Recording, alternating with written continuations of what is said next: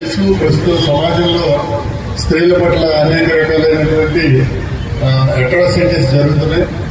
రోజు రోజుకి పెరుగుతున్నాయి. మనం అభివృద్ధి చెందుతున్న దేశంగా ముందుకు సాగుతున్న కొద్దీ మహిళలు బయటికి వచ్చి పనిచేసేటటువంటి అవసరం ఉంది. రాత్రి పనులు కూడా వాళ్ళు కష్టపడి పనిచేసి దేశ ఆర్థికాభివృద్ధికి, సమాజ ఆర్థికాభివృద్ధికి, అలాగే కుటుంబ ఆర్థికాభివృద్ధికి ఎంతో తోడ్పాటు అందిస్తున్నారు.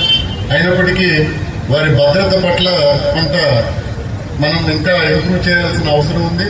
దీనిలో భాగంగా మన రాజమండ్రి నగరంలో సాయంత్రం అలాగే కొన్ని స్లమ్ ఏరియాస్ లో కూడా మహిళల పట్ల వివక్ష కానీ, మహిళల పట్ల భద్రత కానీ లోపిస్తుంది. అందుకుగాను ఈ మహిళా రక్షక్ అనేటటువంటి ఒక స్క్వాడ్ ని తయారు చేసి దీన్ని సాయంత్రం 4 నుంచి 9 గంటల వరకు ఎక్కడెక్కడైతే మహిళలు